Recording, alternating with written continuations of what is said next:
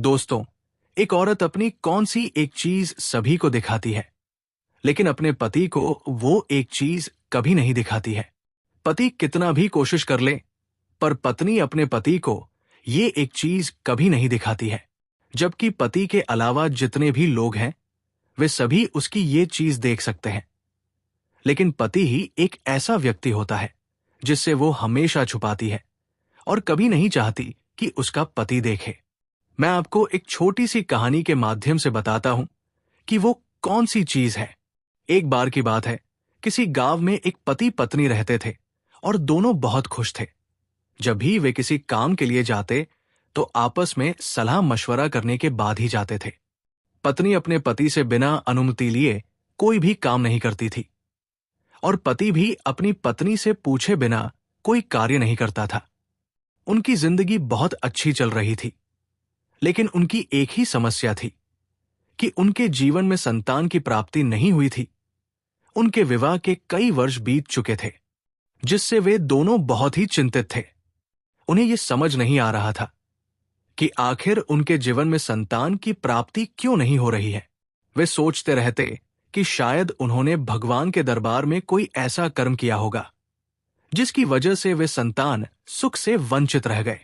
एक दिन की बात है, जब वे अपने घर में सोने गए थे तो बहुत गर्मी हो रही थी और हवा भी नहीं चल रही थी। दोनों पति पत्नी ने ये निर्णय लेने के बाद आंगन में एक चटाई बिछाई और वही आराम करने लगे। थोड़ी देर बाद उनके पति को नींद आ गई, लेकिन पत्नी अभी तक जाग रही थी। पत्नी ने देखा कि आंगन में एक पेड़ खड़ा था जो उनके घर के बगल में था। उस पेड़ पर एक चिड़िया अपने बच्चों और पति के साथ रह रही थी। वे सभी आपस में प्रेम और स्नेह से भरे हुए थे। चिड़िया और उसका पति अपने बच्चों को बहुत प्यार कर रहे थे, उन्हें खाना खिला रहे थे और उनका ध्यान रख रहे थे। ये देखकर पत्नी भावुक हो गई। उसे महसूस हुआ कि चिड़िया और उसके पति के बीच कितना अच्छा रिश्ता है और वे दोनों अपने बच्चों से कितना प्रेम करते हैं। अगर उनके जीवन में भी संतान होती तो वे भी इसी प्रकार अपने बच्चे को प्यार करते, लेकिन भगवान ने उन्हें ये सुख नहीं दिया था। पत्नी लगातार पेड़ पर बैठी चिड़िया को देख रही थी और सोच रही थी कि काश उनके जीवन में भी संतान होती। इसी सोच में वो डूबी हुई थी कि तभी उसके पति की नींद खुल गई। पति ने पत्नी से पूछा, अभी तक तुम सोई नहीं? पत्नी ने जवाब दिया, देखो उस चिड़िया और उसके पति में कितना अच्छा रिश्ता है, वे अपने बच्चों से कितना प्यार कर रहे हैं। हमें भी भगवान ने संतान दी होती तो हम भी अपने बच्चे से इसी तरह प्रेम करते। तब पति ने पत्नी को समझाया, तुम्हें मायूस होने की जरूरत नहीं है। भगवान हमें एक ना एक दिन संतान सुख जरूर देंगे। लेकिन पत्नी अब भी सो नहीं पा रही थी। वो बार बार उस चिड़िया और उसके बच्चों को देख रही थी। कभी चिड़िया अपने बच्चों को चोंच से सहला रही थी, कभी उनका पालन पोषण कर रही थी। ये देखकर पत्नी का दिल भर आया। अचानक गर्मी के मौसम में तेज हवाएं चलने लगी, जिससे गांव के लोगों को राहत मिली। गांव के लोग गर्मी से परेशान थे, लेकिन ठंडी हवा चलने से वे अपने घरों में चले गए। पति पत्नी ने सोचा कि वे तो आंगन में ही सोएंगे, क्योंकि अब मौसम सुहावना हो गया था। लेकिन पत्नी की आंखों में अभी भी नींद नहीं थी। तेज हवाओं के कारण पेड़ की एक डाल हिलने लगी और अचानक चिड़िया का पति नीचे गिर गया। गिरते ही उसकी मृत्यु हो गई। उसके बच्चे भी पेड़ से गिर गए, लेकिन वे एक डाल पर टिके रह गए, जिससे उनकी जान बच गई। लेकिन अपने बच्चों को बचाने के प्रयास में चिड़िया का पति इस दुनिया से चला गया। अपने पति की मृत्यु देखकर चिड़िया बहुत दुखी हो गई। वो अपने पति के शव से लिपटकर रोने लगी। उसके बच्चे भी रो रहे थे। ये दृश्य देखकर पत्नी अपने पति से लिपट गई और उसे कसकर पकड़ लिया। फिर धीरे धीरे उसकी आंख लग गई। इधर चिड़िया अपने पति के गम में उसे लेकर अंतिम संस्कार के लिए चली गई। सुबह होने पर पत्नी ने अपने पति से कहा, कल रात जब हम लोग सोए थे, मैं पेड़ की ओर देख रही थी। वहां चिड़िया और उसका पति अपने बच्चों के साथ थे। अचानक तेज हवा चली और चिड़िया का पति नीचे गिर गया, जिससे उसकी मृत्यु हो गई। चिड़िया बहुत रो रही थी। उसके बच्चे भी रो रहे थे। मुझे उन पर बहुत दया आ रही थी, लेकिन मैं कुछ नहीं कर सकी। फिर चिड़िया अपने पति को लेकर अंतिम संस्कार के लिए चली गई। लेकिन सुबह सुबह जब पत्नी ने देखा कि चिड़िया डाल पर बैठी है और अपने बच्चों के माथे को सहला रही है, साथ ही अपनी चोंच से उन्हें स्पर्श कर रही है, तो वो मायूस हो गई। चिड़िया को ऐसा लग रहा था कि इसी पेड़ की वजह से उसका पति मारा गया था।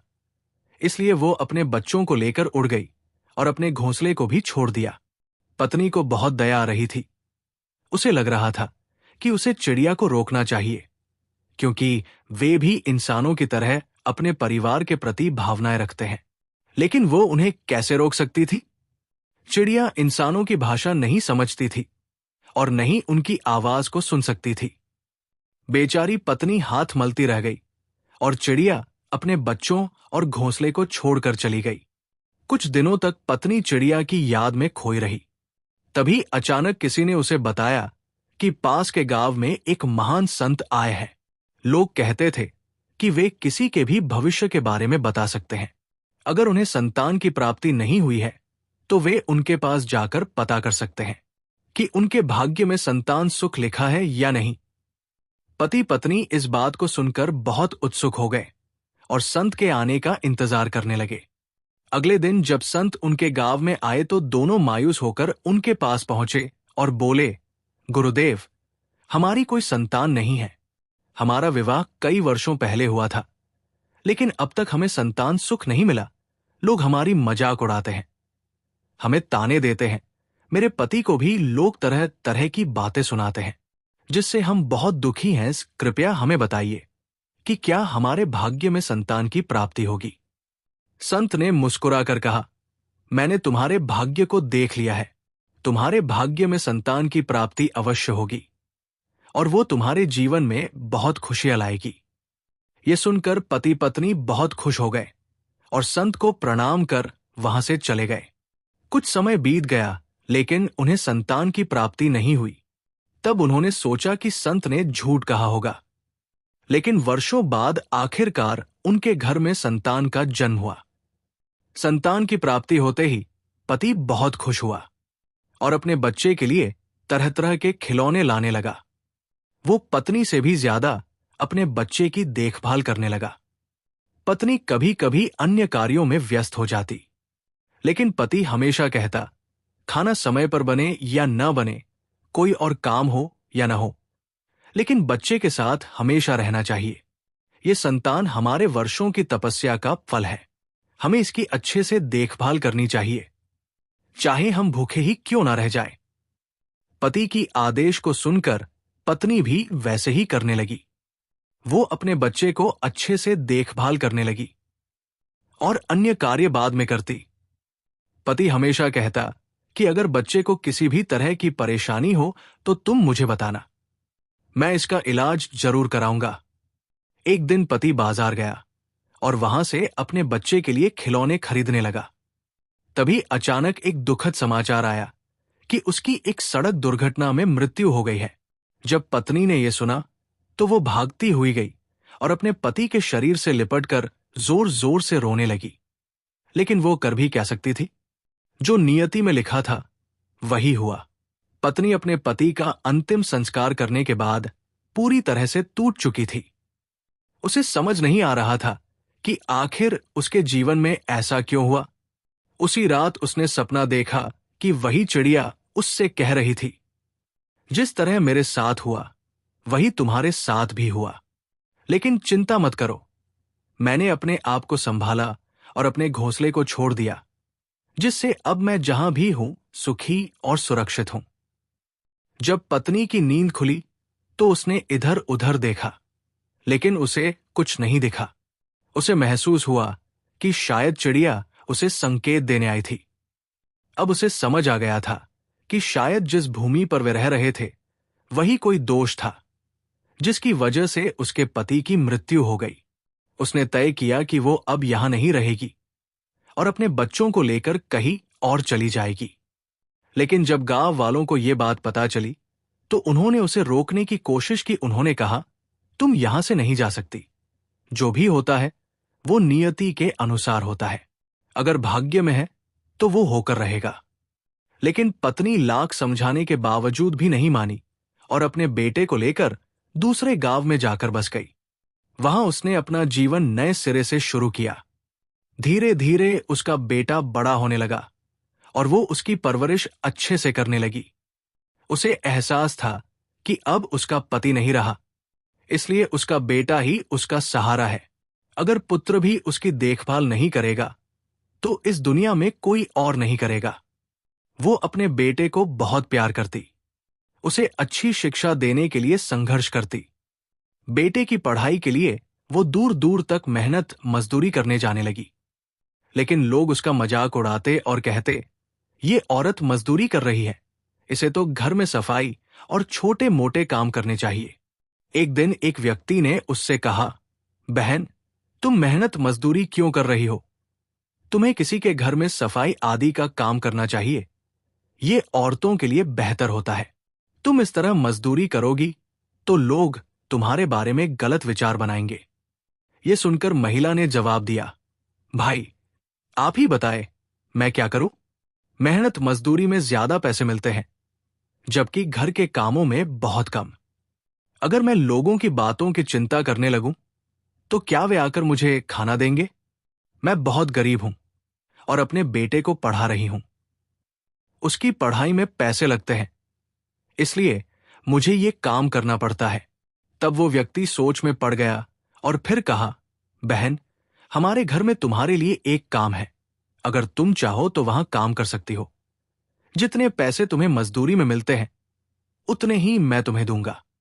ये सुनकर महिला खुश हो गई और उस व्यक्ति के घर काम करने के लिए तैयार हो गई। उसे अपना भाई मानकर अपने भाई के यहां कार्य करने लगती है।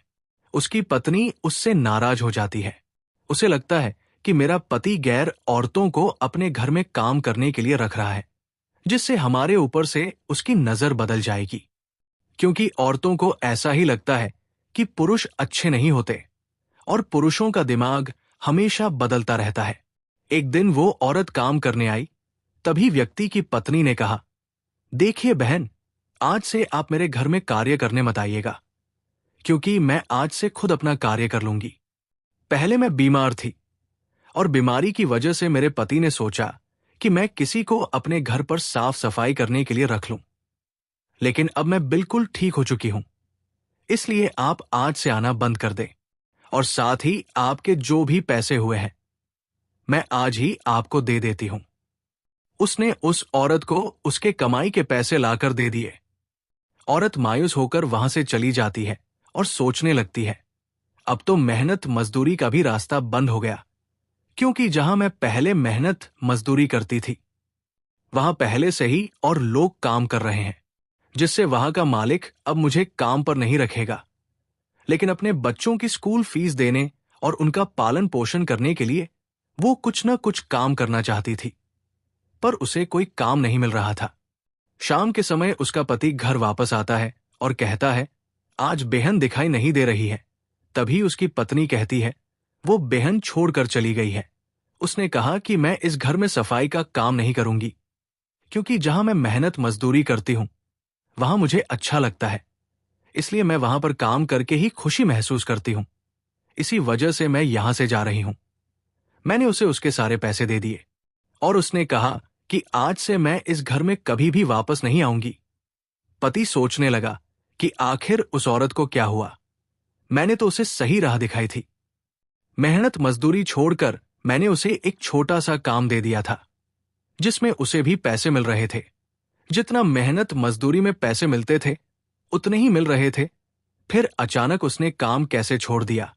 लेकिन पति ने सोचा, कोई बात नहीं, कल से हम किसी और को अपने घर में सफाई के लिए रख लेंगे।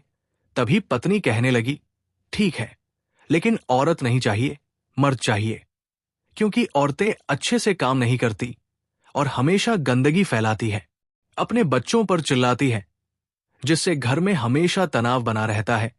पति ने कहा, अगर औरत नहीं मिली तो मर्द को रखना भी नुकसानदायक होगा, क्योंकि मर्द लोग अच्छे से घर की सफाई नहीं करते।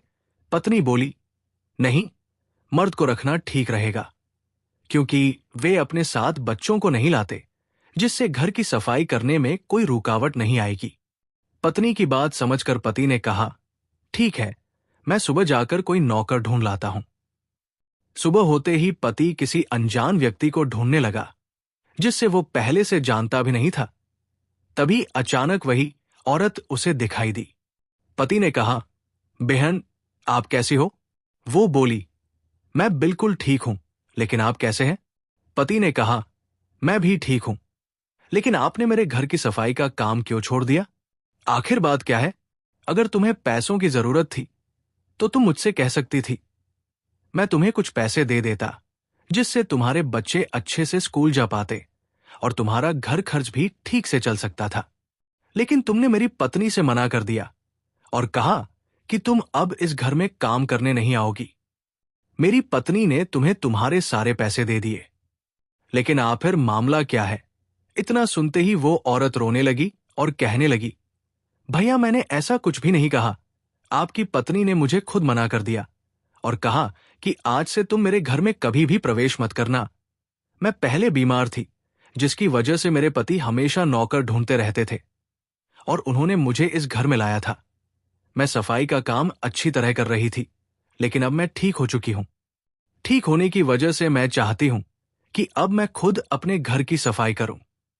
इसलिए उन्होंने मुझे पैसे देकर मना कर दिया और कहा कि दोबारा इस घर में आने की कोशिश मत करना। फिर मैं मायूस होकर अपने घर लौट आई, लेकिन अब खाली घूम रही हूं, क्योंकि मेरे पास कोई काम नहीं था। कल सुबह मैंने खाना भी नहीं खाया, क्योंकि मेरे पास पैसे नहीं थे।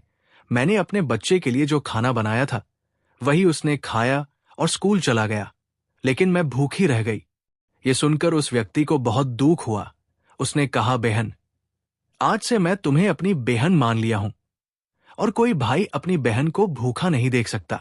वो उसे एक ढाबे में ले गया और खाना खिलाया। खाना खिलाने के बाद उसने कहा, तुम मेरे घर में हमेशा सफाई का काम करोगी?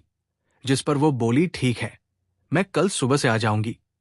जब पत्नी ने देखा कि वो औरत फिर से उनके घर में आ रही है, तो उसे बहुत गुस्सा आया। उसने सोचा, मैं इसे किसी भी तरह इस घर से निकाल कर रहूंगी, क्योंकि एक ना एक दिन ये मेरे पति को अपने वश में कर लेगी, जिससे मैं बर्बाद हो जाऊंगी। यही सोचकर वो पत्नी उस औरत पर नजर रखने लगी। लेकिन वो औरत ऐसी वैसी औरत नहीं थी।